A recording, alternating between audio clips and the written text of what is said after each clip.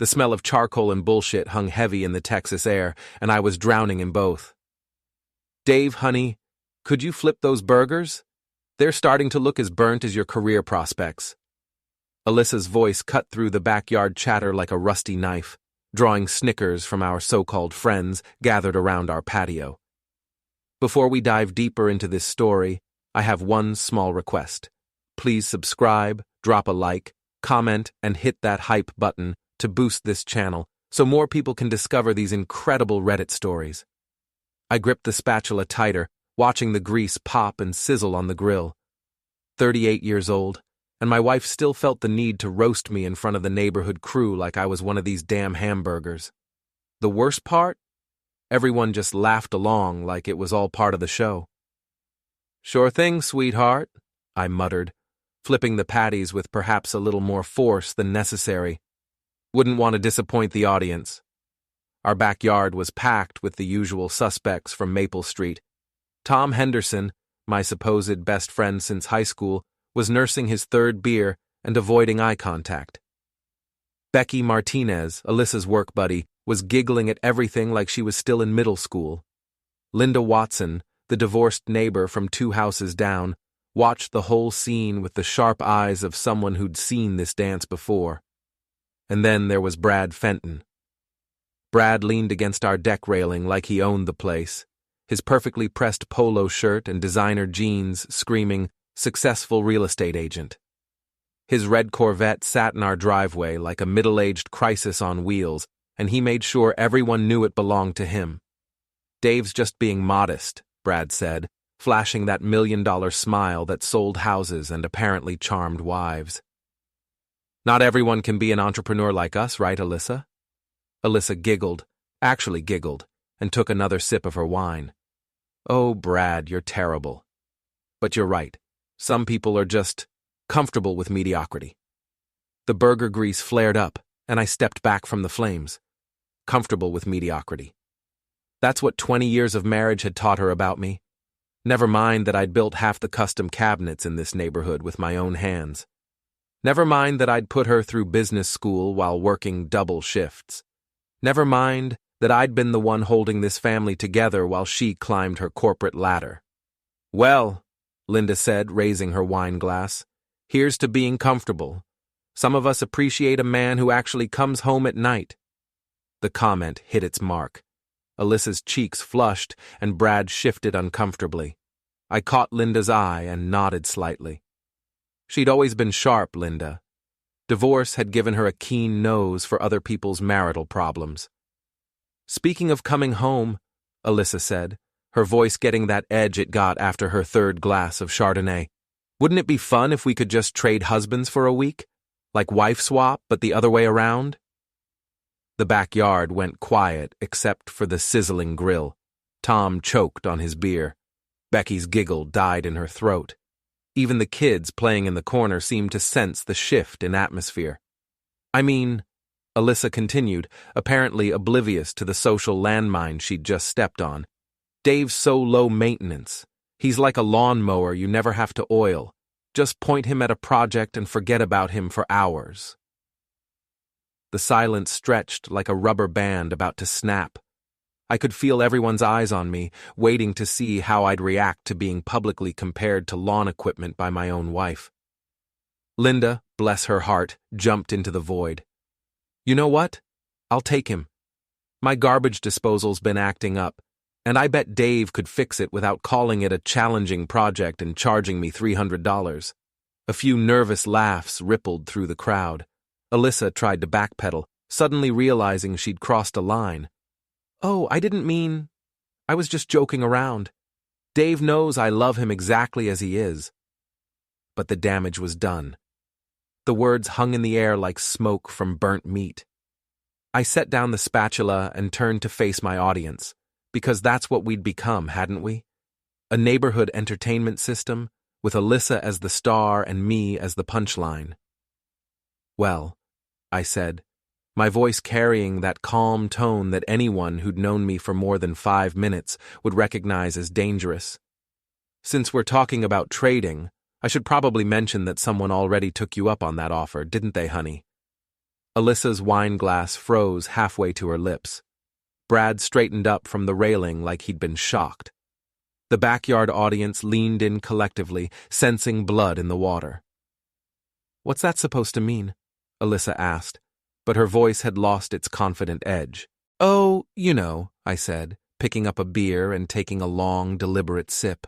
"All those late nights at the office, all those real estate emergencies that keep Brad so busy after hours, all those times you've been on call for work, but somehow your office number goes straight to voicemail."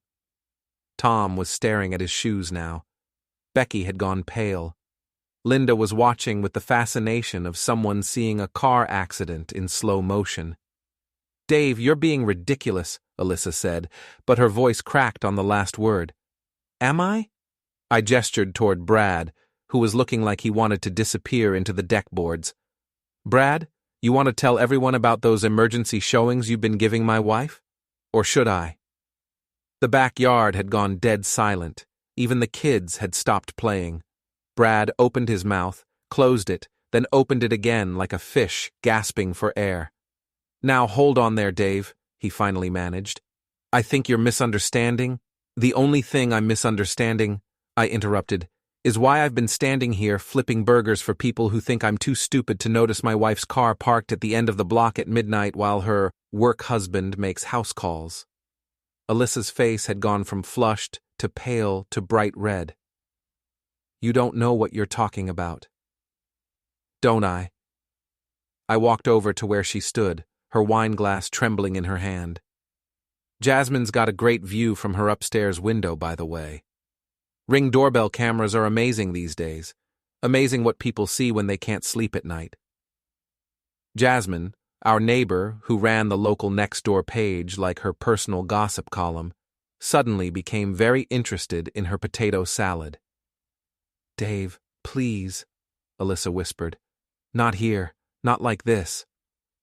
But I was done with "not here" and "not like this." I was done being the reliable, low-maintenance husband who was supposed to smile and nod while his wife publicly humiliated him and privately betrayed him. "You wanted to trade husbands, right?" I said, loud enough for everyone to hear. "Well, congratulations. Looks like you already did." I dropped the spatula onto the grill, where it landed with a satisfying clang. The burgers could burn for all I cared. "Since we're apparently not a couple anymore, should I start packing tonight? Or do you want to show Brad where I keep the spare key? I'm sure he'd love to help with the transition. He's been so helpful with everything else." Alyssa's wine glass slipped from her fingers and shattered on the patio stones. The sound seemed to break the spell that had frozen everyone in place. "That's enough!" she shrieked, her composure finally cracking completely. "You're embarrassing yourself." "No," I said, looking around at the faces of our neighbors, our friends, the people who'd watched our marriage play out in backyard barbecues and block parties for the past 5 years. "I'm embarrassing you. There's a difference." Alyssa turned and stormed toward the house, her heels clicking angrily on the deckboards. Brad started to follow her, then seemed to think better of it when he saw the way everyone was staring at him. "This is all a big misunderstanding," he said weakly. "Sure it is," Linda said, raising her wine glass in a mock toast. "Here's to misunderstandings and the men who profit from them." The party was over. People started gathering their things, making awkward excuses about early mornings and babysitters. Tom finally looked up from his shoes. "Dave, man, don't," I said. "Just don't." Within 10 minutes, our backyard was empty, except for paper plates, abandoned beer bottles, and the smell of burnt meat. I stood alone next to the grill, watching the last of the burgers turn to charcoal. 20 years of marriage, and it had taken less than 10 minutes to burn it all down. But as I looked at the mess scattered across our patio, I realized something. I wasn't sorry. For the first time in years, I felt like I could breathe. The real fire was just getting started. The house felt like a tomb after everyone left. I could hear Alyssa moving around upstairs, the sharp click of her heels on the hardwood, drawers slamming, the muffled sound of what might have been crying or might have been rage.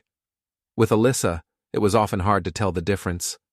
I cleaned up the backyard in the growing darkness, dumping charred burgers into the trash and stacking abandoned beer bottles. The mundane tasks gave me time to think, to let the adrenaline from the confrontation settle into something colder and more focused. My phone buzzed. Text message from Tom. "Dude, we need to talk. That was intense." I deleted it without responding. Tom had known. They'd all known. The way they'd avoided eye contact, the nervous laughs, the careful way they danced around certain topics. I'd been the only one in the dark, the reliable, low-maintenance husband who could be counted on not to make waves. Well, I'd made some waves tonight. The back door slammed open and Alyssa stormed out onto the deck. She'd changed out of her party dress into jeans and a sweater, and her makeup was smeared just enough to confirm that there had indeed been crying involved. "Are you happy now?" she demanded. "Are you satisfied with what you've done?" I looked up from the trash bag I was filling. "What I've done? That's interesting phrasing. You humiliated me in front of our friends, in front of our neighbors. Do you have any idea how this is going to look?" "Yeah," I said, tying off the trash bag. "It's going to look like exactly what it is." She came down the deck steps, her arms wrapped around herself like she was cold. "It's not what you think, Dave. Brad and we're friends. We work together sometimes just because we—" "Stop." The word came out harder than I'd intended, and she actually took a step back. "Just stop. I'm not stupid, Alyssa. I might be low maintenance, but I'm not blind. You don't understand. It's complicated." "No, it's really not." I picked up another beer bottle, checked to see if there was any left in it, then added it to my collection. "You wanted something else. Someone else. You found him. The only complicated part is that you didn't have the guts to end things with me first." She was quiet for a moment, and when she spoke again, her voice was smaller. "I never meant for it to happen. It just did." "How long?" "Dave.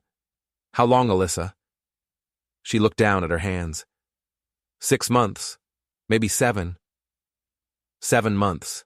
7 months of lies, of excuses, of me making dinner for 2 while she was out with him. 7 months of me asking about her day while she edited the truth in real time. "Where?" I asked. "What? Where do you go? His place? Hotels? The back seat of that ridiculous car?" Her face flushed. "That's not... It's not like that." "What's it like then?" She struggled for words, and I realized she was trying to find a way to describe her affair that wouldn't sound as sordid as it actually was. "Good luck with that." "We connect," she finally said. "We understand each other. We have similar goals, similar ambitions. We're both driven, both focused on success. And I'm not. You're comfortable. You're satisfied with where you are. There's nothing wrong with that, but I'm not. I want more. More." The word hung between us like an accusation. More money, more status, more excitement.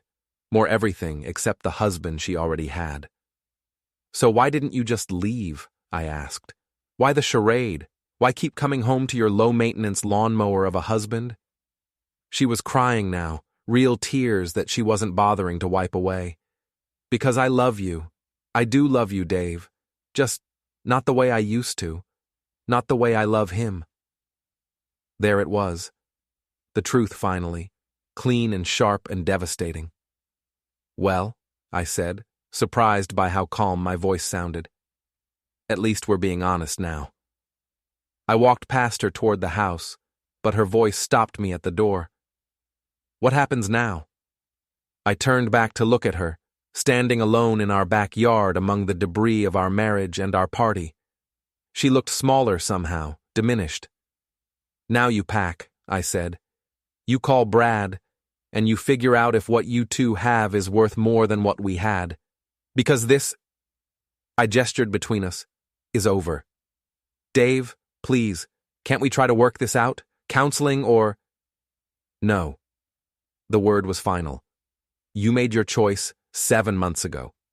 Tonight, I made mine. I went inside and left her standing in the dark. The house felt different now. The furniture was the same, the pictures on the walls unchanged, but something fundamental had shifted. It wasn't home anymore. It was just a building where two people who used to love each other happened to sleep under the same roof. I grabbed a beer from the refrigerator and sat down at the kitchen table. My phone was buzzing constantly now, texts from Tom, from other neighbors, probably from half the street. Word traveled fast in suburbia, especially when it involved public marital meltdowns and adultery. I ignored them all and opened my laptop instead. If Alyssa wanted more, if she wanted someone driven and ambitious and successful, then she could have him. But she wasn't going to have him and the security of our marriage too. She wasn't going to keep me as her backup plan while she explored her options. I started with the bank accounts, joint checking, joint savings, the credit cards in both our names. I couldn't close them, but I could protect myself. I transferred half of everything into a new account in my name only. Fair was fair. Next, I changed the passwords on all our shared accounts. Netflix, Amazon, the cable company, our phone plan. Small things, but they would send a message. The front door opened, and Alyssa came back inside. She stood in the kitchen doorway, watching me work on the laptop. "What are you doing?" "Protecting myself," I said without looking up. "You might want to call Brad, see if his couch is available." "You can't just kick me out. This is my house, too." "You're right. It is. So you can stay and we can live here as roommates while we figure out the divorce. Or you can go stay with your boyfriend while we figure out the divorce. Your choice." The word divorce seemed to hit her like a physical blow. She sank into the chair across from me.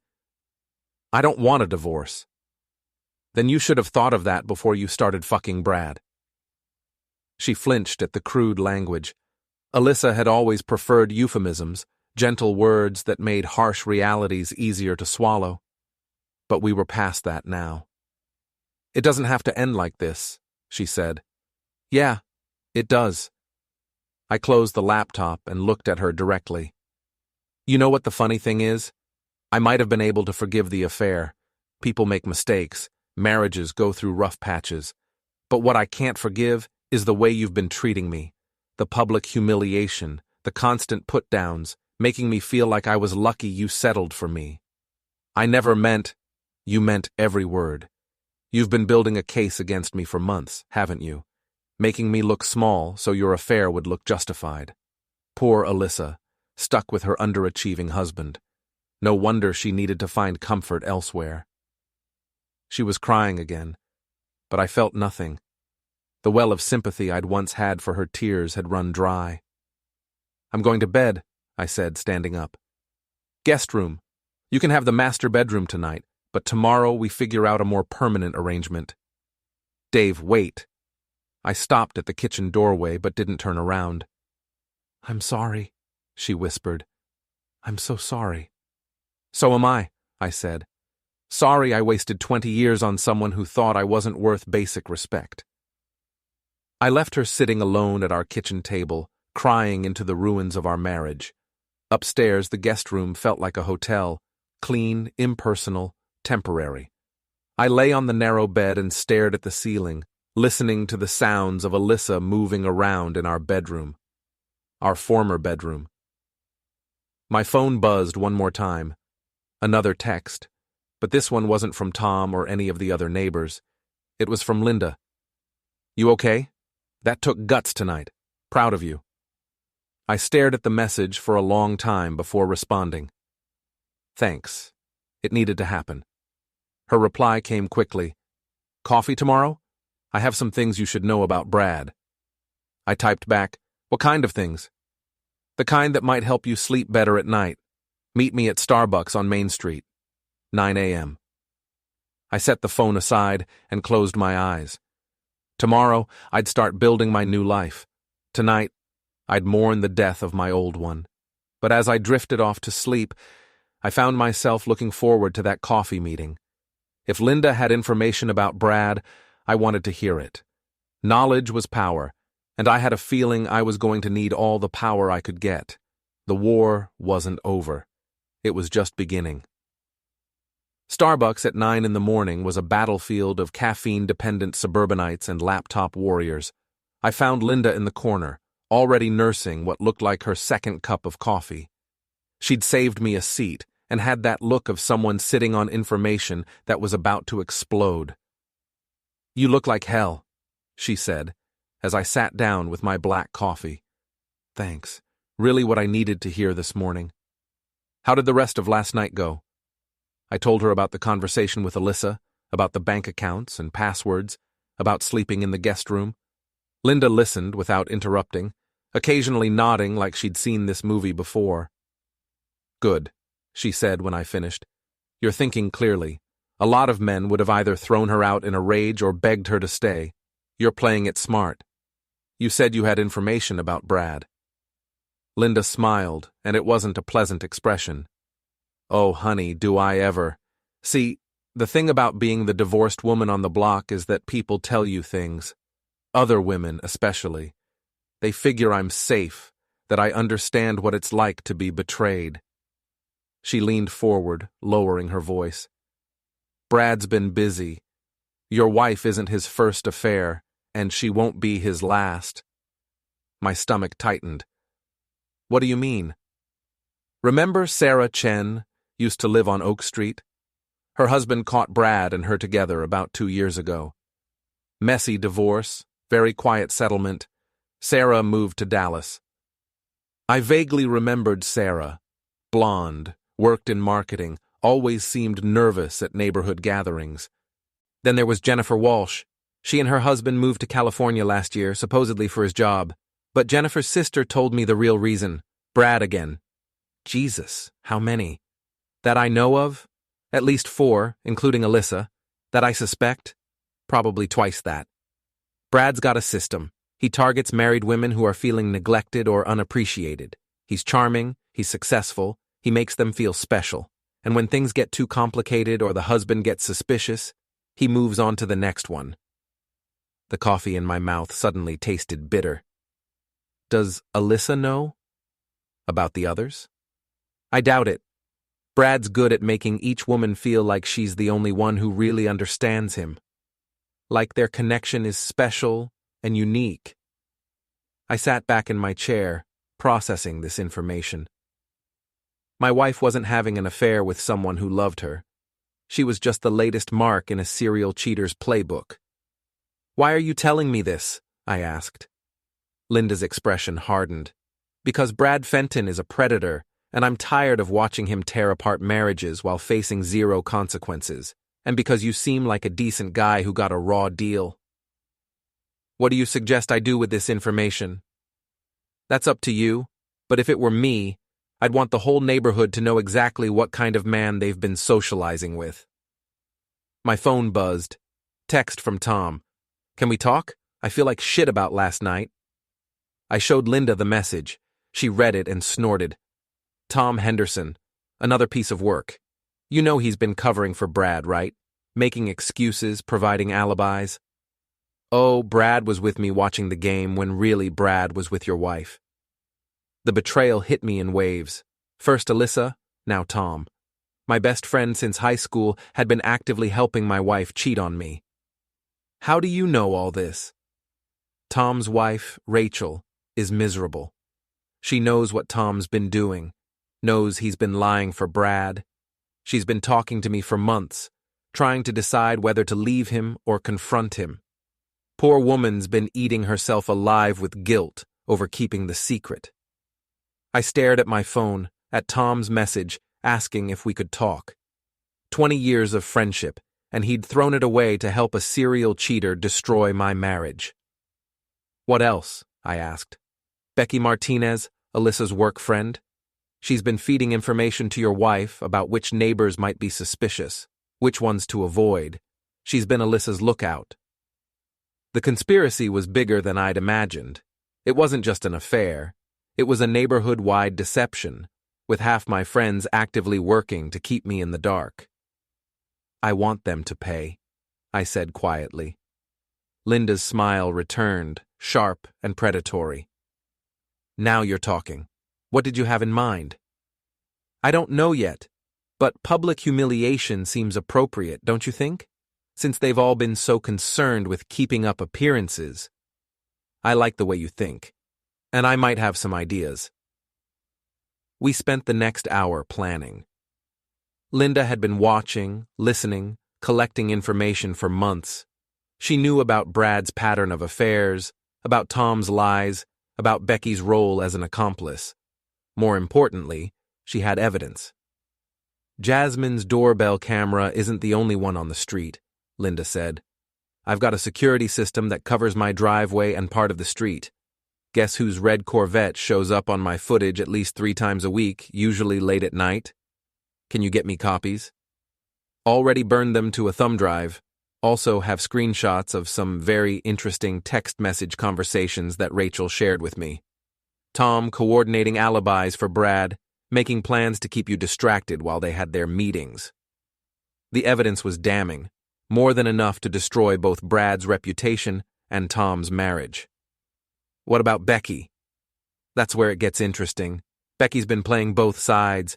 She's been helping Alyssa, sure, but she's also been getting close to Brad, very close. Another affair? Looks like it, which means your wife doesn't just have to deal with the shame of being exposed as a cheater. She gets to find out that her affair partner was cheating on her too, with her own friend. The irony was perfect. Alyssa had thrown away our marriage for a man who was using her the same way he'd used all the others. When do we move? I asked. Soon, but we need to be smart about it. We can't just dump everything at once. We need to build to it, let the tension escalate, make them all sweat a little first.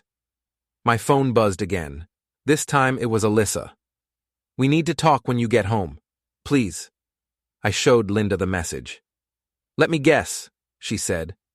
She wants to work things out. She's probably realized that blowing up her marriage for Brad might not have been the smartest move. Too late for that. Is it? You sure you don't want to try counseling, give her another chance?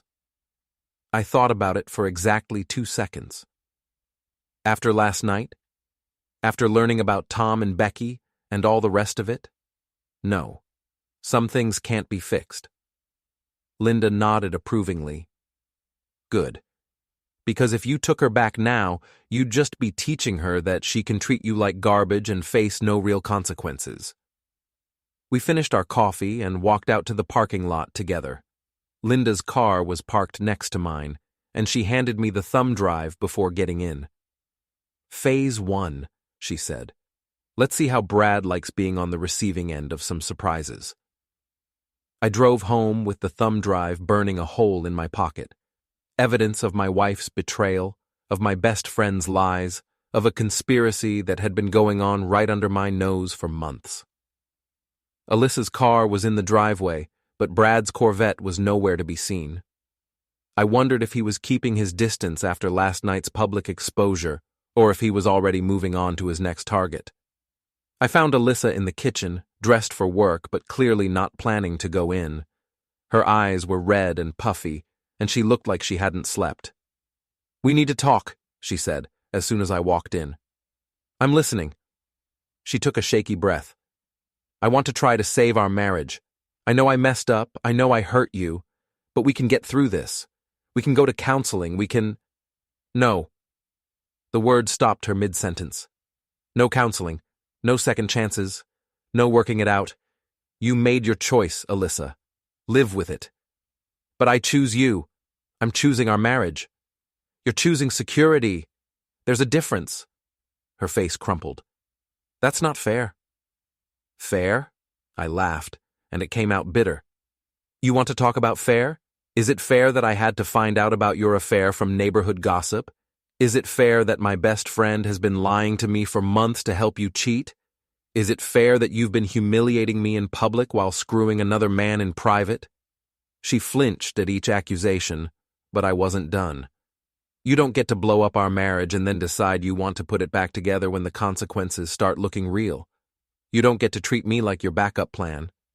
I never meant for it to go this far. But it did, and now we all get to live with the results. I walked past her toward the stairs, but her voice followed me. "What are you going to do?" I stopped and turned back to look at her. She was standing in our kitchen, soon to be my kitchen, looking lost and desperate and small.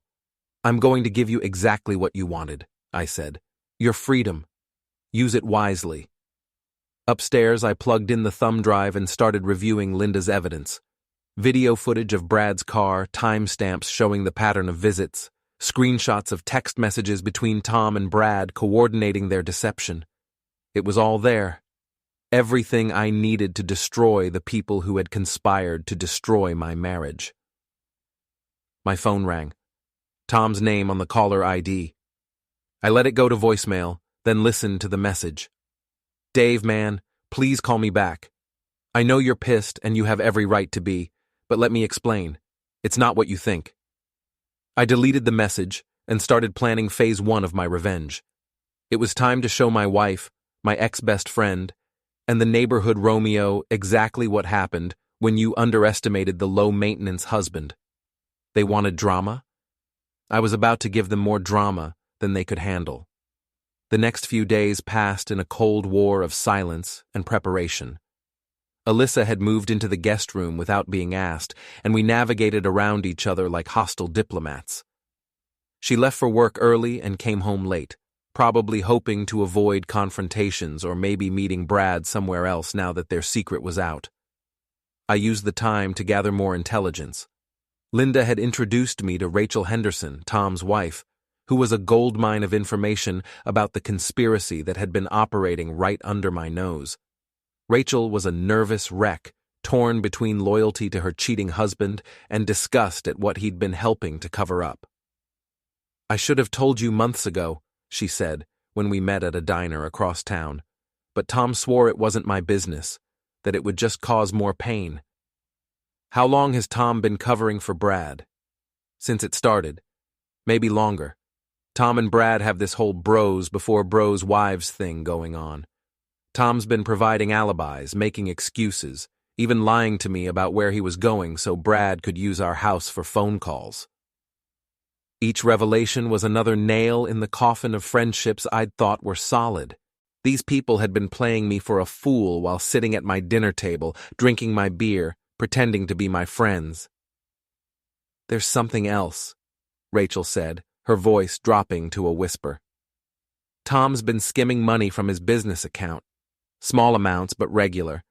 I think he's been helping Brad pay for hotel rooms, dinners, gifts for the women. Can you prove it?" She slid a folder across the table.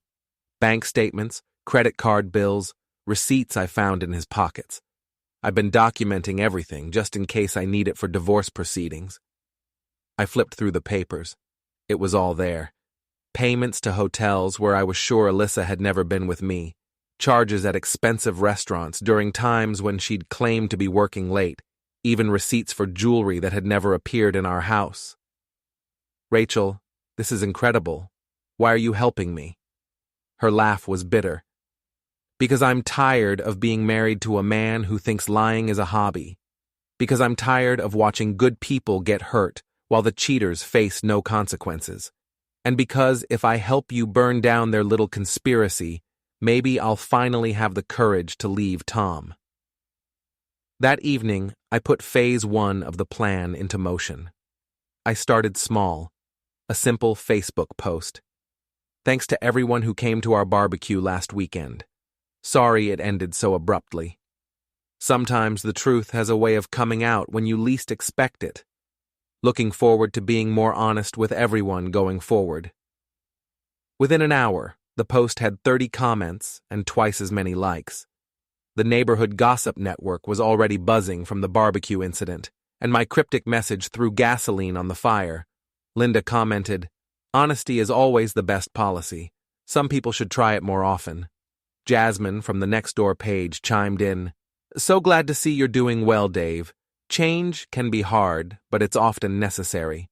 Even some people I barely knew were weighing in, offering support and asking vague questions about what had happened. Alyssa saw the post within minutes. I heard her phone buzzing constantly in the guest room, probably fielding calls from Becky and whoever else was trying to manage the damage. She cornered me in the kitchen an hour later. "What are you doing?" she demanded, showing me her phone with my Facebook post on the screen. "Being honest, you said we should try that, remember? This is passive-aggressive bullshit, and you know it." "Is it?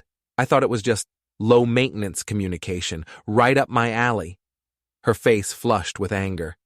"You're trying to humiliate me." "I'm trying to tell the truth. If that humiliates you, maybe the problem isn't with me." She stormed out, and I heard her on the phone a few minutes later, probably with Brad, trying to figure out how to contain the situation. Too late for that. Phase 2 came the next day. I printed out several copies of the security camera footage Linda had given me. Clear shots of Brad's distinctive red Corvette parked on our street at various late-night hours over the past several months. I didn't distribute them yet. I just wanted them ready. Instead, I paid a visit to Brad's office. Fenton Realty occupied a prime spot in the downtown shopping district, all glass windows and modern furniture designed to project success and trustworthiness. Brad was showing a young couple around when I walked in, his salesman's smile bright and confident. He saw me and faltered mid-sentence. "Excuse me for just one moment," he told his clients, then walked over to where I was standing by the reception desk. "Dave, what are you doing here?" "Just wanted to have a friendly chat about business." His eyes darted toward his clients who were pretending not to listen while obviously hanging on every word. "This isn't a good time. I'm with customers." "Oh, I can wait. I've got all day. Perks of being self-employed and low maintenance." Brad's jaw tightened. He recognized the callback to Alyssa's insult from the barbecue. "Look, what happened the other night?" What happened the other night was the truth coming out, but we both know that was just the beginning, don't we? I pulled out my phone and showed him one of the security camera photos Linda had provided. Brad's Corvette, clear as day, time-stamped at 11:47 p.m. on a Tuesday night 3 weeks ago. Brad's face went pale. "Where did you get that?" Amazing what people see when they can't sleep at night. Amazing what they remember when they start comparing notes. The young couple was definitely listening now, their house hunting temporarily forgotten in favor of the drama unfolding in front of them. "Dave, let's go somewhere private and talk about this." "Why? I thought you liked public displays. You certainly didn't mind making a spectacle of my marriage." Brad glanced at his clients again, then back at me. "What do you want?" "I want you to understand something. You picked the wrong marriage to destroy. You picked the wrong husband to humiliate. And you're about to find out what happens when the low-maintenance guy decides to perform some high-impact maintenance." I put my phone away and headed for the door, but turned back before leaving. "Oh, and Brad? You might want to check with your other girlfriends. I hear some of them have been comparing notes too. Small world, isn't it?" I left him standing there, his confident salesman facade cracking like cheap paint. The young couple left without buying anything. Phase 3 was the most satisfying. Tom had been calling and texting constantly, alternating between apologies and demands that I be reasonable about the situation. I'd ignored them all until Thursday, when I finally texted back, "Let's talk. Tonight. Your place. 8 p.m. I arrived exactly on time, carrying a manila folder and wearing my most pleasant expression. Rachel answered the door, looking nervous but determined. "He's in the living room," she said quietly. "I'll be upstairs." Tom was waiting with 2 beers and the kind of forced casual attitude that fooled no one. "Dave, man, I'm so glad you're here. We need to clear the air about all this." "Yeah, we do." I sat down across from him and set the folder on the coffee table. "Let's start with how long you've been lying to me." Tom's smile faltered. "I haven't been lying. I've been trying to stay out of a complicated situation." "Complicated?" I opened the folder and pulled out the first document, a printout of text messages between Tom and Brad. "Is that what we're calling it?" Tom's face went white as he saw his own words on paper. "Dave's working late tonight. Coast is clear until 10. Where did you get that?" "Does it matter? The question is, how do you explain it?" Tom set down his beer with shaking hands. It's not what it looks like. It looks like you've been helping Brad cheat with my wife while lying to my face for months. What part am I misunderstanding? I was trying to protect you. I thought if they got it out of their systems, it would end naturally and no one would get hurt. By helping them sneak around behind my back? By not making a bad situation worse. I pulled out the next document, bank records showing Tom's payments to hotels and restaurants. And this? Were you protecting me when you helped pay for their dates? Tom stared at the papers like they were written in a foreign language. How did you... Rachel, that bitch went through my files. That bitch is your wife. And she's been watching you destroy our friendship to help a serial cheater destroy my marriage.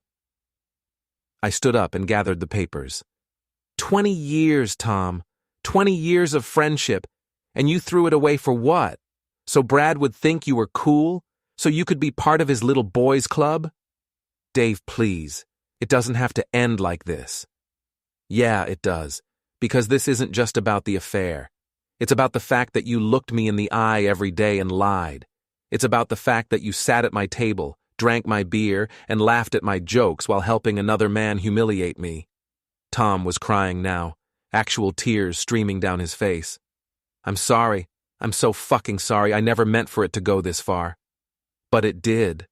And now everyone gets to live with the consequences. I headed for the door, but Tom's voice stopped me. What are you going to do with those papers? I turned back to look at him, my former best friend, sitting in his living room crying over the wreckage of his own making. I'm going to make sure everyone knows exactly what kind of man you really are, starting with your wife. Rachel already knows. I'm not talking about Rachel. I left him sitting there, probably contemplating the end of his marriage and his reputation. The final phase would come this weekend. Linda had suggested a block party, a chance for the whole neighborhood to gather and hear the truth about what had been going on in their midst. But first, I had one more conversation to have. I found Alyssa in the kitchen when I got home, sitting at the table with a glass of wine and a stack of papers that looked suspiciously like divorce forms. How was your evening? She asked without looking up. Educational. How was yours? I've been thinking about what you said, about consequences. She gestured to the papers. I picked these up today. No-fault divorce, 50-50 split of assets. Clean and simple. I sat down across from her and glanced at the forms. Trying to control the narrative? Trying to end this before it gets any uglier. It's going to get uglier, Alyssa. Much uglier. Because the whole neighborhood is about to find out that their golden boy Brad has been running a one-man wrecking crew through half the marriages on this street. Her wine glass froze halfway to her lips. What do you mean? I mean you're not special. You're not the love of his life. You're just the latest in a long line of married women he's used and discarded. I told her about Sarah Chen, about Jennifer Walsh, about the pattern Linda had uncovered. I watched her face go through a series of emotions, disbelief, anger, humiliation, and finally a kind of sick understanding. You're lying. Am I? When's the last time Brad talked about a future with you? When's the last time he mentioned leaving his wife, or you leaving me? When's the last time your relationship was about anything more than sneaking around for a few hours at a time? She was quiet for a long moment, staring into her wine. He said he needed time, that rushing into anything would be a mistake. He said that to all of them, right up until their husbands got suspicious and he moved on to the next target. Stop. You want to know the really funny part? He's already got a replacement lined up. Your friend Becky has been keeping him company while you've been agonizing over our marriage. The wine glass slipped from her fingers and shattered on the kitchen floor, just like it had at the barbecue. But this time, there was no audience to perform for. That's not true. I pulled out my phone and showed her one of the photos Linda had taken. Brad and Becky having what looked like a very intimate lunch at a restaurant across town. Alyssa stared at the image, her face cycling through emotions too quickly to track. When was this taken? Yesterday, while you were at work, agonizing over whether to save our marriage. She started laughing then, a bitter sound that had nothing to do with humor. I'm such an idiot. Yeah, you are. But you're not the first, and you won't be the last. She looked up at me, mascara streaking down her cheeks. What happens now? Now you decide who you want to be. The woman who destroyed her marriage for a man who was using her, or the woman who stands up and helps make sure he can't do this to anyone else. What do you mean? Linda's organizing a block party this Saturday. A chance for everyone to get together and clear the air. You can hide inside and let everyone else tell your story, or you can come out and tell it yourself. I can't face them. Not after what happened at the barbecue. Then Brad wins. He gets to move on to his next victim while you hide in shame, and the whole neighborhood thinks you're just another cheating wife who got caught. She was quiet for a long time, staring at the broken glass on the floor. Will you help me? She finally asked. Help you what? Help me make this right. Help me stop him. I looked at my wife, my soon-to-be ex-wife, sitting in our kitchen surrounded by the wreckage of our marriage and her affair. She looked broken, defeated, humiliated. She looked like she was finally ready to fight back. Yeah, I said. I'll help you. But not for us. For everyone else he's going to hurt if we don't stop him. She nodded, wiping her eyes with the back of her hand. What do I need to do? I smiled, and for the first time in weeks, it felt genuine. First, you need to clean up this glass. Then, we need to make some phone calls. The war was about to go public, and this time, we were going to win. Saturday arrived with the kind of perfect Texas weather that made you believe in fresh starts. The block party had been Linda's idea, but the whole neighborhood had embraced it with the enthusiasm of people who sensed drama in the air and didn't want to miss the show. I spent the morning setting up tables and chairs in the street, which the city had agreed to block off for the afternoon. Other neighbors contributed food, drinks, and that electric anticipation that comes when everyone knows something big is about to happen, but nobody wants to admit they're there for the spectacle. Alyssa had been up since dawn, alternating between nervous energy and what looked like genuine terror. She'd spent the last 2 days making phone calls to Sarah Chen in Dallas and Jennifer Walsh in California, comparing stories and building a case against Brad that went far beyond simple adultery. Are you sure about this? She asked for the 10th time as we carried folding chairs out to the street. It's too late for second thoughts now, I said. Half the neighborhood already knows something's up. If we back out now, the gossip mill will fill in the blanks with whatever story makes the most sense to them. What if nobody believes us? They'll believe us. Linda's got enough evidence to convince a jury, let alone a bunch of suburban neighbors who've been wondering why so many marriages have been falling apart lately. Tom and Rachel's house remained conspicuously quiet. I'd seen Rachel loading suitcases into her car yesterday morning, and Tom's truck hadn't moved from the driveway since our confrontation Thursday night. Word was that Rachel had filed for divorce and was staying with her sister across town. Brad's house was also dark, but his Corvette was in the driveway. I wondered if he was planning to brazen it out, or if he was just hoping the whole thing would blow over without him having to face the music. By 2 o'clock, the street was packed. Families with kids, elderly couples, single neighbors who rarely came to social events, everyone had turned out for what was being billed as an end-of-summer celebration, but felt more like a tribunal. Linda had set up what she jokingly called the evidence table, a folding table covered with a tablecloth where we'd arranged printed photos, documents, and testimonials from Brad's previous victims. It looked innocent enough from a distance, but up close it told the story of a predator who'd been operating in plain sight for years. Ladies and gentlemen, Linda called out, tapping a spoon against her wine glass to get everyone's attention. Thank you all for coming. Before we get to the food and socializing, Dave and Alyssa have something they'd like to share with everyone. The crowd quieted, sensing that the main event was about to begin.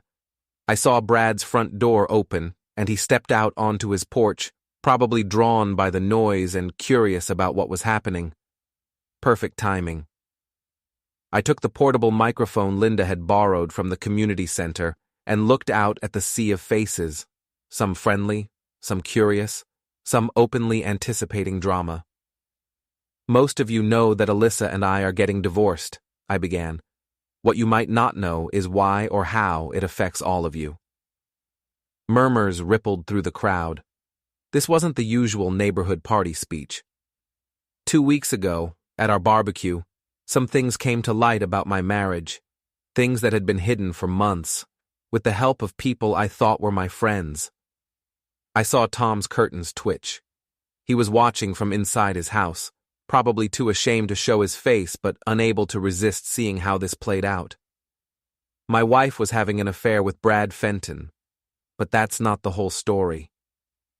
I gestured toward the evidence table, where Linda was standing like a prosecutor ready to present her case. The whole story is that Brad has been systematically targeting married women in this neighborhood for years. My wife wasn't his first victim, and if we don't do something about it, she won't be his last. The crowd was completely silent now. I could see Brad on his porch, his face pale, but his posture defiant. Linda has documented evidence of at least 4 affairs over the past 3 years, all following the same pattern. Brad identifies unhappy wives, makes them feel special and understood, and then uses them until the situation gets too complicated or risky. "That's enough!" Brad's voice carried across the street as he stepped off his porch and started walking toward the crowd. "You can't just make accusations like that without proof." "You're right," I said, smiling. "We can't. That's why we brought proof."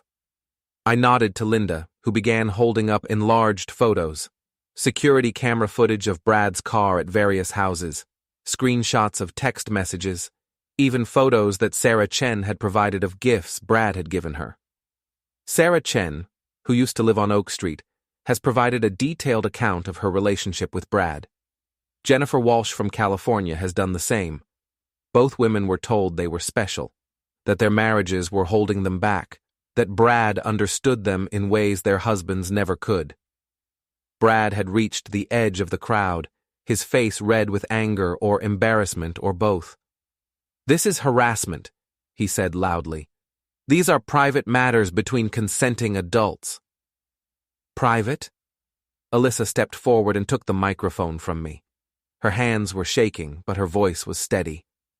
"There was nothing private about the way you made me feel like my marriage was worthless. Nothing private about the way you convinced me that my husband was holding me back."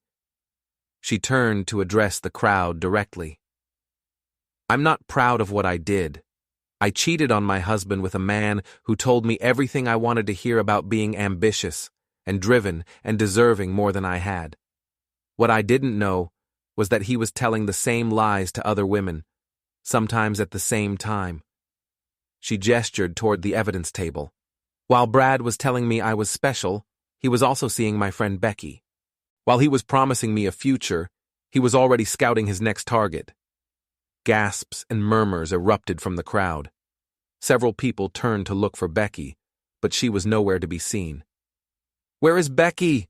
someone called out. "Probably getting the same speech about being special and misunderstood," Alyssa replied. "Just like Sarah got, just like Jennifer got, just like I got." Brad pushed through the crowd toward the microphone. "You're all insane," he said. "These women are just bitter because their marriages failed. They're looking for someone to blame besides themselves." "Really?" Linda stepped forward with a thick folder. "Then explain these." She began reading from bank statements, credit card records, hotel receipts, a paper trail that documented Brad's systematic approach to his affairs. Expensive dinners, hotel rooms, gifts, all timed to correspond with the periods when he was pursuing each woman. "This isn't passion," Linda said. "This is predation. This is a man who treats other people's marriages like his personal hunting ground." The crowd was getting restless, and not in Brad's favor. I could see anger building on faces throughout the gathering. People were starting to understand that they'd been living next to someone who viewed their families as potential targets. And the worst part, I said, taking the microphone back, is that he had help. I pulled out the evidence Rachel had provided about Tom's involvement. My best friend, Tom Henderson, has been providing alibis, funding hotel rooms, and actively helping Brad deceive the husbands of the women he was targeting. Tom knew what Brad was doing, knew it was destroying marriages, and chose to help him do it. More gasps from the crowd. Tom and Rachel were popular in the neighborhood, and the idea that Tom had been complicit in the affairs was clearly shocking to many people. Tom's wife, Rachel, is filing for divorce, I continued. She's provided bank records showing that Tom used their joint accounts to help fund Brad's affairs. She's also provided text messages showing Tom coordinating with Brad to keep the husbands distracted while their wives were being seduced. Brad was looking around frantically now, probably realizing that his support system was crumbling in real time. "This is all lies," he said desperately. "Dave's just angry because his wife chose me over him. He's making all this up to get revenge." "Am I?" I smiled and pulled out my phone. "Sarah, are you there?" The phone's speaker crackled to life, and Sarah Chen's voice came through clearly. "I'm here, Dave, and I can hear everything." A collective intake of breath from the crowd. "Sarah, can you tell everyone what Brad told you about your marriage?" "He told me that my husband didn't appreciate me, that I was too good for him, that I deserved someone who understood my ambitions." Her voice was clear and strong. "He told me I was different from other women, that our connection was special." "And how did the relationship end?" "When my husband got suspicious, Brad disappeared, wouldn't return my calls, wouldn't see me. I found out later that he'd already moved on to someone else." I nodded to Linda, who was holding up another phone. "Jennifer Walsh is also on the line from California. Jennifer, same question." "Same story," Jennifer's voice came through Linda's phone. "Same lies, same promises, same disappearing act when things got complicated. Brad Fenton is a predator who destroys marriages for sport." The crowd was getting angry now. I could see people looking at Brad with disgust, and several neighbors had started taking pictures with their phones. Brad made one last desperate play. "Even if all this is true," he said, "it takes two people to have an affair. These women made choices. They're as guilty as I am." "You're right," Alyssa said, taking the microphone again. "I made choices, bad choices, but I made them based on lies you told me about my marriage and my husband. I made them because you're very good at finding women who are vulnerable and telling them exactly what they want to hear." She paused, looking directly at Brad. "But the difference between us is that I'm here, in front of everyone, admitting what I did and trying to make sure you can't do it to anyone else. You're still lying, still trying to manipulate people, still refusing to take responsibility for the damage you've caused." The crowd erupted in applause. Whatever sympathy anyone might have had for Brad was clearly gone. "Get out!" someone shouted from the back of the crowd. "We don't want you here," called out another voice. Brad looked around at the sea of hostile faces and seemed to finally realize that his position was hopeless. "Fine," he said. "You want me gone? I'm gone. This whole neighborhood is full of small-minded people anyway." He turned and started walking back toward his house, but Linda's voice stopped him. "Brad, one more thing." He turned back reluctantly. "Your wife called me this morning. Seems she's been getting some very interesting phone calls from Sarah and Jennifer. She wanted me to tell you that she's filed for divorce and changed the locks. Your stuff is in the garage." Brad's face went completely white. In all his scheming and manipulation, he apparently hadn't considered that his own wife might find out about his activities. "You're all crazy," he muttered, but the fight had gone out of him. He walked back to his house, and we all watched as he discovered that Linda wasn't lying about the locks. After a few minutes of fumbling with his keys, he went around to the garage and began loading suitcases into his Corvette. The crowd watched in silence as Brad Fenton, neighborhood predator and destroyer of marriages, packed up his car and drove away from Maple Street for the last time. As soon as he was out of sight, the party atmosphere returned with a vengeance. People were talking excitedly, comparing notes about things they'd noticed but hadn't understood, expressing relief that the truth was finally out. Linda raised her wine glass. "To the truth," she said, "and to the courage it takes to tell it." The crowd raised their glasses and cheered. I found myself standing next to Alyssa as the celebration continued around us. "What happens now?" she asked. "Now we get divorced and try to rebuild our lives," I said. "But at least we do it honestly." She nodded, tears streaming down her face. "I'm sorry, Dave. For all of it. For the affair. For the lies. For the way I treated you." "I know you are. And I'm sorry too. Sorry that we let our marriage get to the point where someone like Brad could drive a wedge between us." We stood together in comfortable silence for a moment, watching our neighbors celebrate the end of a threat they hadn't even fully understood. "Will you be okay?"